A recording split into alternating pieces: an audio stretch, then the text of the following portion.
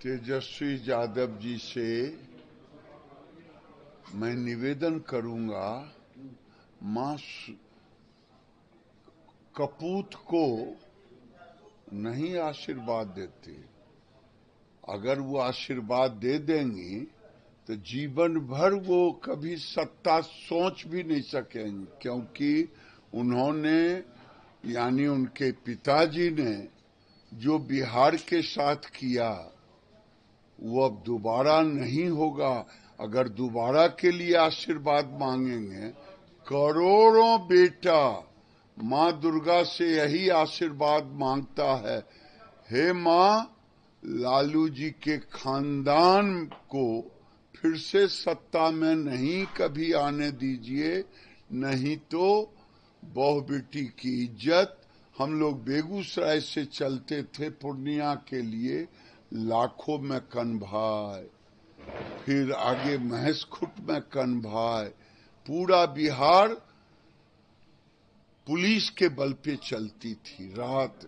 अब वो दिन फिर न दिखने को मिले, इसलिए तेजस्वी जी आपने गलत मांग लिया आशीर्वाद। बूचड़ खाना हम दो तरह का कहते हैं। एक तो गाय काटने का प्रावधान कहीं नहीं है।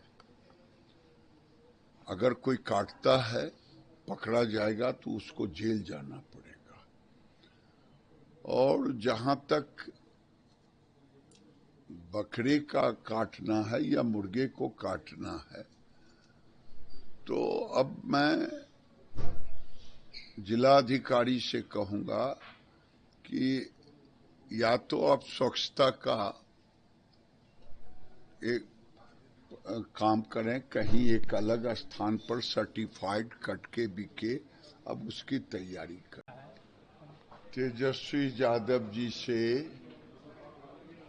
मैं निवेदन करूंगा, मां कपूत को नहीं आशीर्वाद देती। अगर वो आशीर्वाद दे देंगी तो जीवन भर वो कभी सत्ता सोच भी नहीं सकेंगे, क्योंकि उन्होंने यानी उनके पिताजी ने जो बिहार के साथ किया वो अब दोबारा नहीं होगा।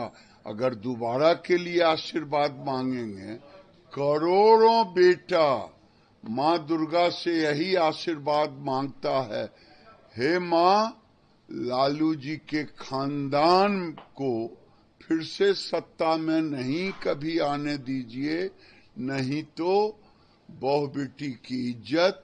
हम लोग बेगूसराय से चलते थे पूर्णिया के लिए, लाखों में कन्भाई, फिर आगे महेशखुंट में कन्भाई, पूरा बिहार पुलिस के बल पे चलती थी रात। अब वो दिन फिर न दिखने को मिले, इसलिए तेजस्वी जी आपने गलत मांग लिया आशीर्वाद। बूचड़ खाना हम दो तरह का कहते हैं। एक तो गाय काटने का प्रावधान कहीं नहीं है। अगर कोई काटता है, पकड़ा जाएगा तो उसको जेल जाना पड़ेगा। और जहां तक बकरे का काटना है या मुर्गे को काटना है, तो अब मैं जिलाधिकारी से कहूंगा कि या तो आप स्वच्छता का एक काम करें, कहीं एक अलग स्थान पर सर्टिफाइड कट के बिके, अब उसकी तैयारी करें।